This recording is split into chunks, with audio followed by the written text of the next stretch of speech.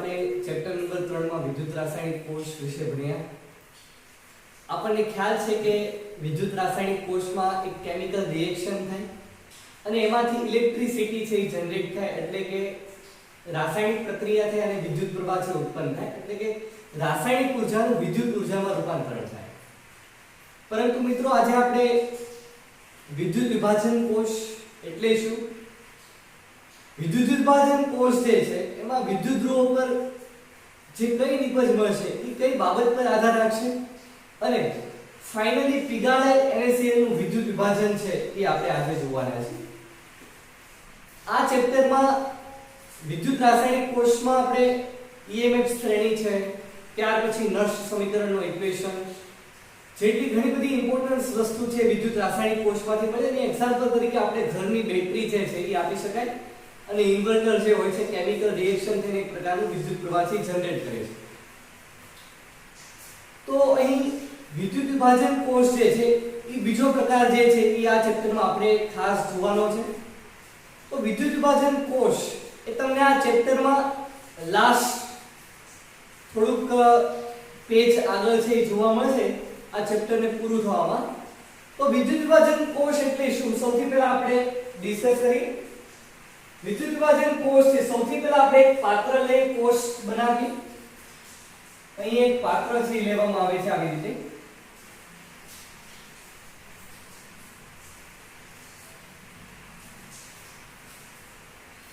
આ પાત્રમાં જે દ્રાવણ જે લેવાનું છે એ વિદ્યુત વિભાજ્ય દ્રાવણ લેવાનું છે. વિદ્યુત વિભાજ્ય દ્રાવણ એટલે આપણને ખ્યાલ છે એક પ્રકારનું આયનીય દ્રાવણ, બરાબર. એક્ઝામ્પલ તરીકે આપણે લઈ શકાય NaCl છે, MgCl2 છે.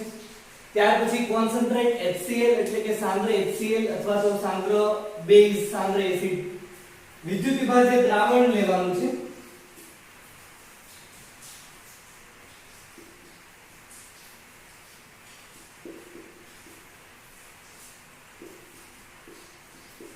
અને અહીં જે વિદ્યુત વિભાજ્ય દ્રાવણ જે છે તે પીગાળેલા સ્વરૂપમાં અથવા તો જલીય દ્રાવણ સ્વરૂપે લેવામાં આવે છે. પીગાળેલી સ્થિતિ હોય એટલે કે લિક્વિડ ફોર્મ, તેવી રીતે જલીય દ્રાવણ હોય એકવાસ ફોર્મ. આપણને ખ્યાલ છે કે જ્યારે પણ અહીં આપણે જે પણ કઈ જેનું વિદ્યુત વિભાજન કરવાનું છે તેમાં પાણી નાખી દેવામાં આવે તો તે જલીય દ્રાવણ બને અને ગરમ કરવામાં આવે તો તે પીગાળેલી અવસ્થામાં મળે. હમણાં આપણે આગળ ડિસ્કસ કરવાના છીએ. ત્યાર પછી તેમાં વિદ્યુત ધ્રુવો જે છે એ ડુબાડવામાં આવે. આપણે એ વિદ્યુત ધ્રુવો છે એ ડીપ કરીએ છીએ.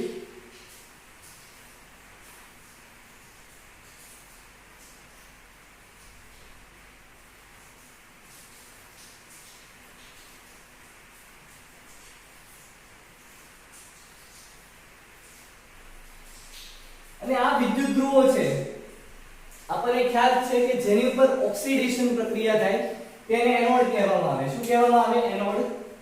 બરાબર. જેની ઉપર ઓક્સિડેશન પ્રક્રિયા થશે તેને એનોડ. અને જે બીજો પ્રકાર છે વિદ્યુત ધ્રુવનો એટલે કે જેની ઉપર રિડક્શન થાય તેને આપણે શું કહેવામાં આવે છે? કેથોડ.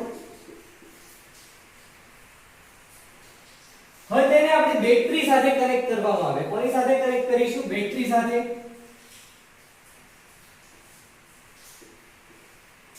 તો આ થઈ ગઈ બેટરી. હવે આ બેટરી છે અહીં મારે જે પણ કઈ સંયોજનની કેમિકલ રિએક્શન જો કરવી હોય તો મારે અહીં બેટરી છે સ્ટાર્ટ કરવી પડશે. એટલે કે હું જ્યારે અહીં વિદ્યુત પ્રવાહ છે ઉત્પન્ન થશે તે વિદ્યુત ધ્રુવો મારફતે અહીં જે વિદ્યુત વિભાજન દ્રાવણ જે ભર્યું છે ત્યાર પછી તે બ્રેક થવાની શરૂઆત થશે. તો અહીં મારે બેટરી છે સ્ટાર્ટ કરવી પડશે. અને ખાસ સંજ્ઞા છે ઇમ્પોર્ટન્ટ છે આપણા માટે કે વિદ્યુત રાસાયણિક કોષ જે છે એમાં એનોડ છે નેગેટિવ સાઇન ધરાવતો હતો, પરંતુ અહીં એનોડ છે પોઝિટિવ સાઇન અને કેથોડ છે તે નેગેટિવ સાઇન. જે વિદ્યુત રાસાયણિક કોષથી ઉલટી એનોડ અને કેથોડની સાઇન આવશે. હવે અહીં મારે જ્યારે પણ અહીંથી વિદ્યુત પ્રવાહ છે અહીં પ્રસાર કરવામાં આવે ત્યારે આ વિદ્યુત ધ્રુવો પર અલગ અલગ નિપજ પ્રાપ્ત થાય છે. બરાબર. આપણે જાણીએ છીએ તેમ કે ઓક્સિડેશન પ્રક્રિયા એનોડ ઉપર, કેથોડ ઉપર રિડક્શન પ્રક્રિયા. ઓક્સિડેશન અને રિડક્શન પ્રક્રિયા થાય તેને આપણે રેડોક્સ પ્રક્રિયા કહેવામાં આવે છે. એટલે કે આ રેડોક્સ પ્રક્રિયા પરથી રેડોક્સ પ્રક્રિયાથી અહીં વિદ્યુત ધ્રુવો પર અલગ અલગ નિપજો પ્રાપ્ત થાય છે. ધીસ ઇઝ કોલ્ડ વિદ્યુત વિભાજન. એને શું કહેવામાં આવે છે મિત્રો? વિદ્યુત વિભાજન. બરાબર. બીજો મતલબ કે વિદ્યુત વિભાજન કોષ એટલે શું? તો તમારે સિમ્પલ યાદ રાખવાનું છે કે જ્યારે પણ એક પ્રકારનું વિદ્યુત પ્રવાહ પસાર કરવામાં આવે ત્યારે અહીં કેમિકલ રિએક્શન છે થશે. એટલા માટે વિદ્યુત ઊર્જાનું રાસાયણિક ઊર્જામાં રૂપાંતરણ થાય છે. બરાબર. વિદ્યુત વિભાજન કોષ એટલે શું? આપણે સિમ્પલ કહી શકાય કે વિદ્યુત ઊર્જાનું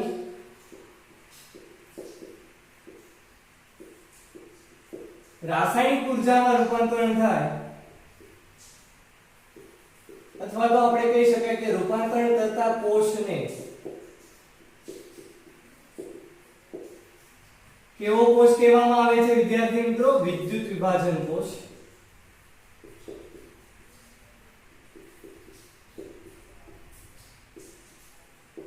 ખૂબ જ આપણા માટે ઇમ્પોર્ટન્ટ છે વિદ્યુત વિભાજન કોષ.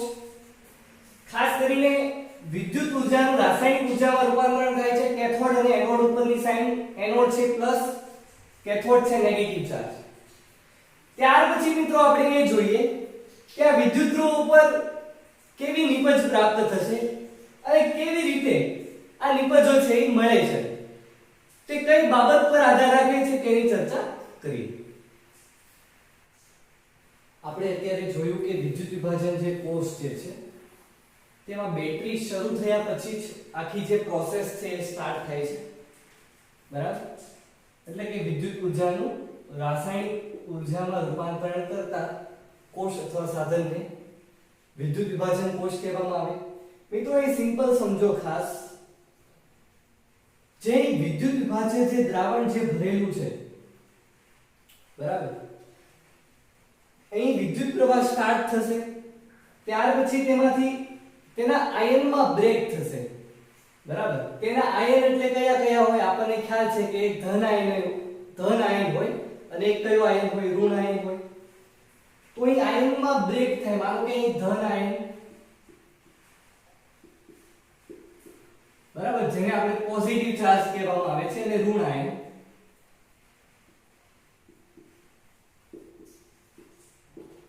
Negative charge. હવે અહીં આપણે સિમ્પલ આપણે ચાર્જ દર્શાવીએ. માનો કે અહીં કેટાયન જે છે, બરાબર, ધન આયનનો મતલબ શું થાય? કેટાયન, અને ઋણ આયનનો મતલબ થાય એનાયન. હવે જે કેટાયન જે છે, કેટાયન, બરાબર, તેને હું C+ તરીકે લખું છું અને એનાયન જે છે તેને A- તરીકે લખું છું. તો એ જો કેટાયન ઉપર એટલે કે ધન આયન ઉપર પોઝિટિવ ચાર્જ છે, તો એ કોની તરફ જશે? એનોડ ઉપર કે કેથોડ ઉપર? હા, વેરી ગુડ. કારણ કે કેથોડ ઉપર નેગેટિવ છે તો એ પોઝિટિવ ને આકર્ષશે. એવી રીતે એનાયન જે છે, એનાયન એટલે કે ઋણ આયન છે તે એનોડ ઉપર જશે, કારણ કે એનોડ ઉપર કઈ સાઈન છે? પોઝિટિવ છે, એટલે કે પોઝિટિવ નેગેટિવ ને આકર્ષશે.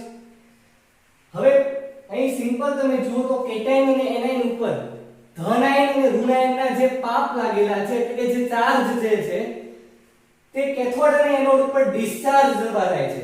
શું થવા જાય છે? ડિસ્ચાર્જ થવા, એટલે કે તેના પાપ ધોવા જાય છે. અહીં આપણે સિમ્પલ તેની આપણે પ્રક્રિયા લખી હોય. માનો કે કેથોડ ઉપરની વાત કરીએ તો કેથોડ ઉપર આપણને ખ્યાલ છે શું થાય? રિડક્શન. અને રિડક્શન થાય કે પોઝિટિવ ને આકર્ષે, એટલે કે કેટાયન ને આકર્ષે.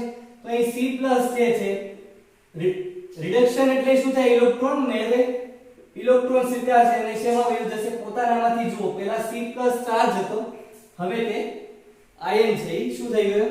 મુક્ત થઈ ગયો, ડિસ્ચાર્જ થઈ ગયો. ત્યાર પછી આપણે એનોડ ની વાત કરીએ તો એનોડ ઉપર આપણને ખ્યાલ છે મિત્રો કે તેનો જે સિમ્બોલ છે એ કેવો આવશે?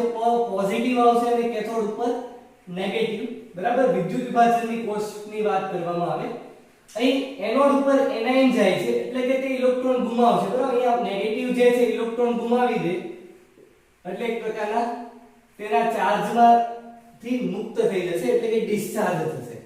સમજણ પડી અહીંયા લગી? અને મિત્રો હમણાં આપણે એક્ઝામ્પલ થ્રુ સમજીએ. ખાસ એ પહેલા આપણે જોઈએ કે જે વિદ્યુત ધ્રુવો ઉપર બનતી જે નિપજ જે છે કેથોડ અને એનોડ ઉપર, તે કઈ બાબતો ઉપર આધાર રાખે છે તે સમજીએ. તો સૌથી પહેલા મિત્રો અહીં જે વિદ્યુત વિભાજ્ય જે દ્રાવણ ભરેલું છે, બરાબર, તે દ્રાવણ પીગાળેલું છે કે જલીય છે, બરાબર. સૌથી પહેલી અવસ્થા છે એ આપણે જોઈએ કે નહીં. સૌથી પહેલી બાબત એ છે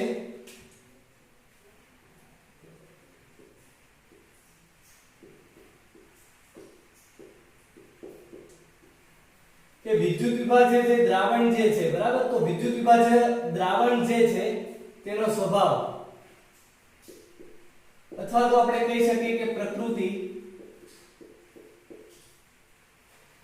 જે વિદ્યુત વિભાજ્ય દ્રાવણ છે ભરેલું તો એનો સ્વભાવ કેવો છે, તે પીગાળેલા સ્વરૂપમાં છે કે પછી જલીય સ્વરૂપમાં છે, તો બનતી નિપજમાં પણ ફેરફાર આવશે. તો સૌથી પહેલી આપણે જોઈએ તો પીગાળેલી અવસ્થામાં છે કે પછી જલીય સ્વરૂપમાં છે. મિત્રો પ્રશ્ન છે તમને ઉદ્ભવશે કે પીગાળેલું સ્વરૂપ શા માટે? તો પીગાળેલું સ્વરૂપ એટલા માટે મિત્રો કે તમે ઘન અવસ્થા હોય, તમે થોડુંક વિચારો કે ઘન અવસ્થા હોય તો ઘન અવસ્થા વચ્ચે આકર્ષણ બળ છે ખૂબ જ વધારે હોય. આકર્ષણ બળ વધારે હોય એટલે કે આયન જે છે તે ફ્રી મૂવમેન્ટ્સ નહીં કરી શકે, એટલા માટે તેમાંથી વિદ્યુત પ્રવાહથી પસાર થઈ શકશે નહીં. જ્યારે ઘન અવસ્થા હોય તેને ગરમ કરવામાં આવે એટલે કયું સ્વરૂપ આવે? પીગાળેલી સ્વરૂપ, લિક્વિડ સ્ટેટ આપણે કહેવામાં આવે. તો તેમાં આયનો છે તે શું થઈ જશે? ફ્રી મૂવમેન્ટ્સ પામશે. કેટાયન હોય, બરાબર, તે કેથોડ તરફ જાય, એનાયન છે ઋણ આયન હોય તે એનોડ તરફ જાય. તો આવી રીતે ફ્રી મૂવમેન્ટ થશે. એવી રીતે જલીય અવસ્થા, મિત્રો આપણને બધાને ખ્યાલ છે કે જલીય અવસ્થા જ્યારે પણ કોઈ પણ ઘન હોય એટલે કે ઘન અવસ્થામાં હોય, આપણે સિમ્પલ સોડિયમ ક્લોરાઇડ નું ઉદાહરણ આપીએ તો તેમાં પાણી નાખો એટલે કે તેને જલીય સ્વરૂપમાં ફેરવો, બરાબર. અને આપણને ખ્યાલ છે બધાને કે પાણી છે તે ડાઇલેક્ટ્રિક ગુણધર્મ ધરાવે છે. પાણી જે છે એ કોઈ પણ બંધ હોય તેને નિર્બળ કરી નાખે છે, બરાબર, વીક બોન્ડ કરી નાખે છે. તો અહીં NaCl નો પણ બોન્ડ કેવો કરી નાખશે? વીક બોન્ડ કરી નાખશે. એટલા માટે જલીય સ્વરૂપ છે લેવામાં આવે છે, જેથી પાણી અને NaCl છે સેપરેટ થઈ જાય અને તેમાંથી વિદ્યુત પ્રવાહ છે પસાર થાય. ખૂબ જ ઇમ્પોર્ટન્સ છે આપણા માટે મિત્રો, ખાસ અહીં ધ્યાન રાખજો. ત્યાર પછી બીજો જે પોઈન્ટ્સ છે કે કોની ઉપર આધાર રાખે, તો આપણે આગળ અભ્યાસ કરી ચૂક્યા છે કે વિદ્યુત ધ્રુવોનો સ્વભાવ.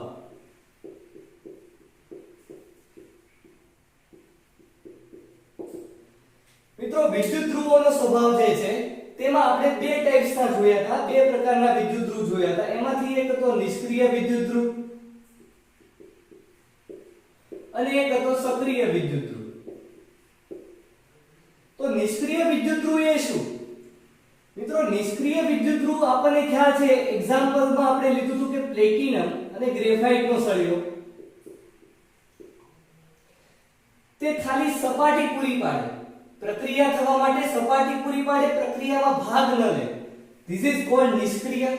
ત્યાર પછી આપણે સક્રિયની વાત કરીએ તો સક્રિય ધ્રુવ એટલે કે તે પોતે પ્રક્રિયામાં ભાગ લે, ઓક્સિડેશન રિડક્શન પ્રક્રિયામાં પોતે ભાગ લે, બરાબર.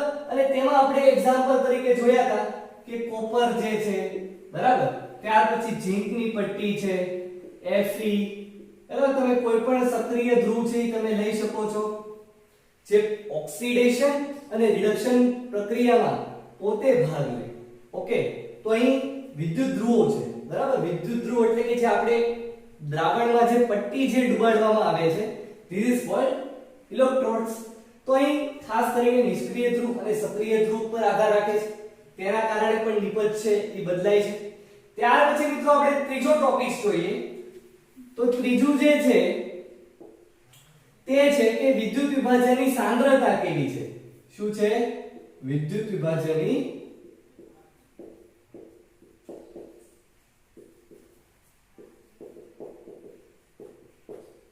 અને મિત્રો આપણને ખ્યાલ છે તેમ કે દ્રાવણ સાંદ્ર છે કે મંદ દ્રાવણ છે, બરાબર, કોન્સન્ટ્રેશન છે કે પછી ડાયલ્યુટ છે, એટલે કે વધારે પાણી નાખ્યું હોય તો મંદ દ્રાવણ કહેવાય અને ઓછું પાણી હોય બરાબર, તો તેને શું કહેવામાં આવે છે? સાંદ્ર દ્રાવણ. એટલે આપણે અહીં પણ ડિફરન્સ પાડી શકીએ કે સાંદ્ર દ્રાવણ અને મંદ દ્રાવણ હોઈ શકે તો પણ નિપજમાં ચેન્જીસ આવી શકે. પછી આપણે ફોર્થ જોઈએ. ફોર્થ છે મિત્રો ઇમ્પોર્ટન્સ આપણા માટે કોષ પોટેન્શિયલ.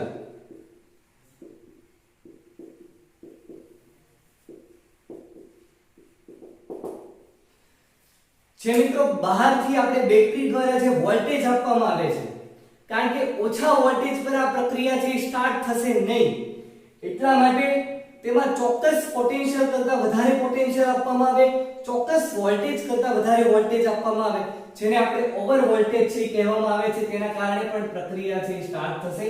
બરાબર, તો અહીંયા આપણે સિમ્પલ લખી શકાય કે ઓવર વોલ્ટેજ અથવા તો તેને ઓવર પોટેન્શિયલ પણ કહી શકાય.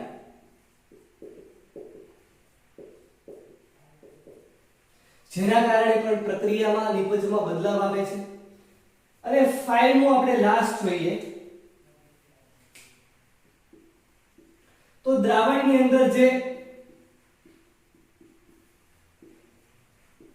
ઓક્સિડેશન કરતા પદાર્થ હોય અથવા તો રિડક્શન કરતા પદાર્થ હોય, બરાબર, ઓક્સિડેશન કરતા પદાર્થ અથવા તો રિડક્શન કરતા જે પદાર્થ છે તેની હાજરીને કારણે પણ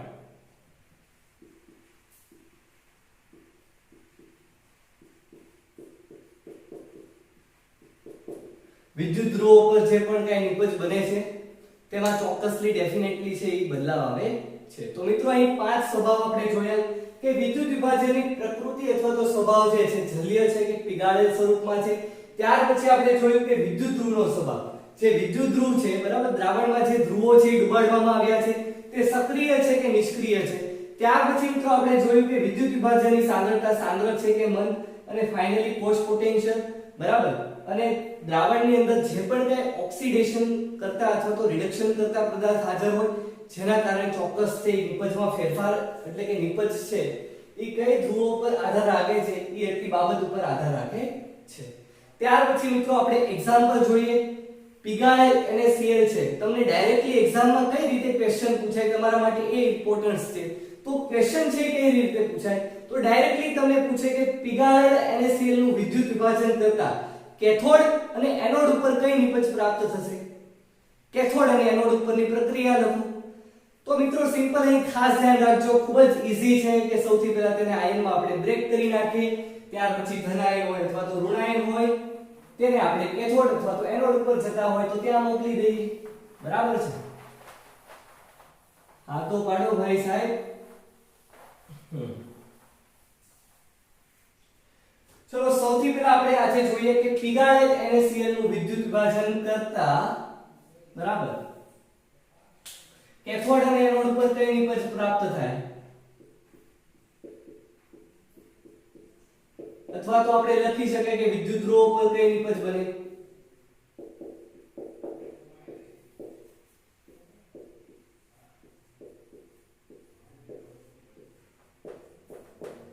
અહીં ખાસ યાદ રાખજો, આપણે સૌથી પહેલા શું દોરીએ, વિદ્યુત ધ્રુવ, બરાબર, વિદ્યુત વિભાજન કોષ છે તે દોરીએ. આ રહ્યો તમારો વિદ્યુત વિભાજન કોષ. આપણે કયું દ્રાવણ ભરવાનું છે અંદર, બોલો મિત્રો બોલો, કયું કીધું છે, પીગાળેલ NaCl.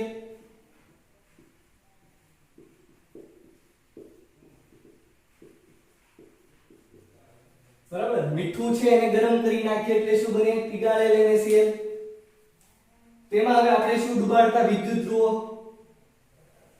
બે વિદ્યુત ધ્રુવો એનોડ, એનોડ ઉપર કઈ સાઇન, પોઝિટિવ નહીં નેગેટિવ હોય. ત્યાર પછી કેથોડ, કેથોડ ઉપર કઈ સાઇન, નેગેટિવ. અને હવે આપણે વિદ્યુત પ્રવાહ તો પસાર કરવો પડશે ને, એટલે શું કનેક્ટ કરીશું, બેટરી, પોઝિટિવ અને નેગેટિવ ટર્મિનલ.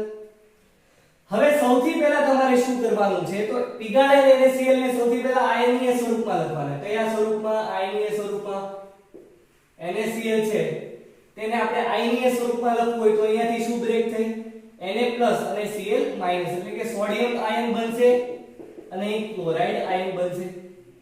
બરાબર, તો અહીં હવે દ્રાવણમાં શું છે, એક Na+ છે, શું છે, Na+ અને એક Cl- છે. ચલો આ પોઝિટિવ છે કઈ તરફ જશે, કેથોડ ઉપર નેગેટિવ ચાર્જ છે ત્યાં જશે. બરાબર, તો હવે આપણે સૌથી પહેલા કેથોડ ઉપરની પ્રક્રિયા લખીએ. ચલો કેથોડ, વિદ્યુત વિભાજન કોષમાં કેથોડ ઉપર કઈ સાઇન હોય, નેગેટિવ સાઇન હોય. ત્યાર પછી કેથોડ ઉપર શું થાય, ઓક્સિડેશન કે રિડક્શન, વેરી ગુડ, શું થાય, રિડક્શન. તો અહીં Na+ છે તે જાય છે, બરાબર, સોડિયમ આયન જાય છે. અને રિડક્શન થાય તો ઇલેક્ટ્રોન શું કરે? સ્વીકારે. અને મેં તમને કીધું એમ કે તેની ઉપર શું તો પાપ લાગી ગયું છે પોઝિટિવ ચાર્જ નો, હવે તેને ધોવા માટે ઇલેક્ટ્રોન નેગેટિવ પોઝિટિવ બંને તટસ્થ થઈ જશે એટલે કે અહીંયા આયન શું બનશે? Sodium ion. Very good. ચાલો ત્યાર પછીની પ્રક્રિયા લખીએ એનોડ ઉપર. એનોડ ઉપર કઈ સાઇન છે? પોઝિટિવ. ખાસ યાદ રાખજો વિદ્યુત વિભાજન કોષ અને વિદ્યુત રાસાયણિક કોષમાં બંનેની સાઇન છે અગત્યની છે. અહીં જે એનોડ છે એની પર પોઝિટિવ સાઇન, તો ક્લોરીન માઈનસ થી ક્યાં જશે? પોઝિટિવ તરફ જશે, પોઝિટિવ તરફ આકર્ષાશે. તો અહીં ક્લોરીન માઈનસ જે છે અને આપણને ખ્યાલ છે એનોડ ઉપર શું થાય? ઓક્સિડેશન થાય. ઓક્સિડેશન થાય એટલે શું થશે? ઇલેક્ટ્રોન ગુમાવાશે. અહીં એક ઇલેક્ટ્રોન છે ક્લોરીન છે ગુમાવી બેસે છે અને અહીંયા શું બને છે? Cl. પરંતુ ક્લોરીન કોઈ રીતે અવસ્થામાં મળી આવે? બિલકુલ ન મળી આવે. તે તો અણુ સ્વરૂપે હોય તો અહીં આપણે શું મૂકી દઈએ? Cl2. એટલા માટે અહીં 2 મૂક્યા, તો અહીં પણ કેટલા મૂકવા પડશે? 2 ઇલેક્ટ્રોન્સ. તો આ થઈ ગઈ બેલેન્સ પ્રક્રિયા. હવે આને કુલ કોષ પ્રક્રિયા લખવી હોય પણ તો પણ આપણે અહીંયા શું કરવું પડશે? ઇલેક્ટ્રોન ઇલેક્ટ્રોન સમાન કરવા પડશે. એટલે આ પ્રક્રિયાને પણ કેટલા વડે ગુણી દેવાની? 2 વડે. ત્યાર પછી કુલ કોષ પ્રક્રિયા તો લખતા આવડે જ છે, 2 ઇલેક્ટ્રોન્સ જાય. કુલ કોષ પ્રક્રિયા લખી શકો છો. તો ધીસ મિત્રો આપણે આજે જોયું કે ખૂબ જ ઇમ્પોર્ટન્ટ ટોપિક વિદ્યુત વિભાજન કોષ અને એક્ઝામમાં વારંવાર પૂછાય. તો અહીં તમને હવે પૂછે તો કેથોડ ઉપર શું મળ્યું? સોડિયમ. અને એનોડ ઉપર પૂછે તો ક્લોરીન વાયુ મળે. બરાબર. તો સિમ્પલી રીતે આપણે અહીં પીગાળેલ NaCl નું વિદ્યુત વિભાજન જોયું. સૌથી પહેલા જોયું કે વિદ્યુત વિભાજન કોષ એટલે શું. ત્યાર પછી આપણે જોયું કે વિદ્યુત વિભાજન કોષથી જે વિદ્યુત ધ્રુવો પર બનતી જે નિપજ છે એ કઈ બાબત પર આધાર રાખે, અને ફાઇનલી પીગાળેલ NaCl નું વિદ્યુત વિભાજન કરતા એનોડ અને કેથોડ ઉપર કઈ નિપજ પ્રાપ્ત થાય ત્યાં જે આપણે અભ્યાસ કર્યું. ત્યાર પછી મિત્રો આપણે નેક્સ્ટ ક્લાસ જલીય NaCl લેશું, સાંદ્ર NaCl લેશું. ઘણા બધા એક્ઝામ્પલ છે તેની ચર્ચા કરીશું. ખૂબ જ આપણા માટે ઇમ્પોર્ટન્ટ ટોપિક છે મિત્રો. લાઈક, શેર એન્ડ સબસ્ક્રાઇબ કરો આ video. Thank you so much.